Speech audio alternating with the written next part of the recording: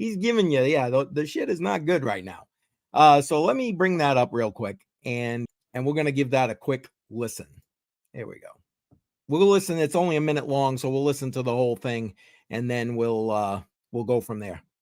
Another economic hangover after the pandemic is a sorry, I was trying to make it full screen. I hit the wrong button. Increase in the national debt. 30 years from now, it is projected to be $144 trillion. Okay. Is there anybody in this live stream that truly believes we're going to make it that far? I mean, please tell me. If you really think we're going to make it to $144 trillion deficit before everything collapses, put it in the comments. Or if you're watching this live stream after, put it in the comments below. You know, I don't see how that's it. Yeah, exactly. Thank you, Jar. There ain't no damn chance on this planet how that's. I don't care how many like bullets they have in the gun, how many whatever, anything is possible. Yeah, I get it. You know, they may come up with some other trick, and like I mentioned way back in the beginning of this, Jar, I think you might have missed it. Is, you know, one of their options will be a CBDC, and but that's going to be a whole nother fight on another level of what they're trying to do here. But the bottom line is there ain't no chance we're reaching that kind of debt before everything really starts to go and collapse. And sorry, I know I just cut that off very shortly into that video, but let me bring that back up and let's listen to the rest of this here. Or $1 million per household. Yeah, because how do you assess the national debt? We mostly try very hard not to comment on fiscal policy and instruct Congress on how to do their job when actually they have oversight over us. But is the national... Now, I'm sorry, that in and of itself is funny. Congress has oversight over the Fed. And in technicality, that's true. But much like the Democrat Party and the Republican Party are, two wings of the same bird, the same is true with regard to the Treasury Department and the Fed. I'm sorry, it just is. I don't give a shit what he says, Janet Yellen says, any of our elected officials say. That those is the facts, man. Those is the facts. Today, we're going to talk about a couple of things, primarily the delisting of Monero from Binance. And we're going to look at where the current price action is for XMR. And if you've been subscribed to me for any length of time, every time we go through the market update to see what the pricing is in the market, I always stop at Monero because honestly, I truly believe that privacy coins are going to play a pivotal role as we move forward through the rest of this decade. And I think Monero is the largest privacy coin. So, it only makes sense that it's going to play a big part. Look, you got the U.S. government literally paying people. I forgot what the amount was. It's in one of actually my previous live streams from like maybe 6 months ago. I did an entire thing about Monero and privacy coins. And they literally want to pay people to hack Monero. Well, why do you think that is? Beside the U.S. government is becoming anything but a free government and a free country. But let's not get me going down that particular road just yet. Yes, the U.S. government does hate privacy because they want to control everything.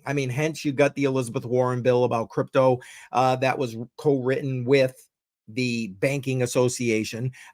Why do you think that is? It's an all-out attack on crypto because crypto provides you some autonomy. But like I said, let's kind of get into what I wanted to talk about, which was like I said, maybe about right after I think it was the first Matrix Money podcast after the Bitcoin ETF approvals here in the United States. So what was that? A month and a half ago, maybe at this point. I voiced a concern about, these are some big entities that are going to be buying up a shit ton of Bitcoin and basically have control and custody of a lot of Bitcoin. And my original thought process was, what if the government decided they wanted to pull a 1930s thing and try and grab it like they did with the gold? But beyond that, and it was kind of a more in the back of my head thing. It was more like, well, these are regulated entities. I mean, look through the hoops that they had to go through revising in the last month alone prior to the ETF approval with the SEC they kept having to revise their applications in order to even gain approval by the SEC. So this is a heavy regulated industry, heavily regulated industry. And so now this heavily regulated industry is taking control of a shit ton of Bitcoin. How is that going to affect the Bitcoin? And ultimately, any other crypto asset that they decide. I mean, people are now pushing for Ethereum ETF. And I know there are applications sitting in front of the SEC right now for just that. I will reiterate my own opinion that I don't think we're going to get that Ethereum ETF anytime soon. Maybe depending on pressure on the SEC, what happens through this election cycle in the US, etc. Maybe toward the latter half of 2024, but I'm not feeling it anytime in Q1 or Q2.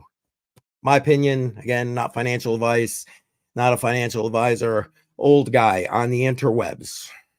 By now, you've probably already heard. You've got TradFi banks here in the United States basically petitioning the SEC to change the way, the wording, and the rules regarding the custody of these Bitcoin ETFs so they can be part of it. Because basically, the way things are worded right now, these banks are locked out of being able to do that.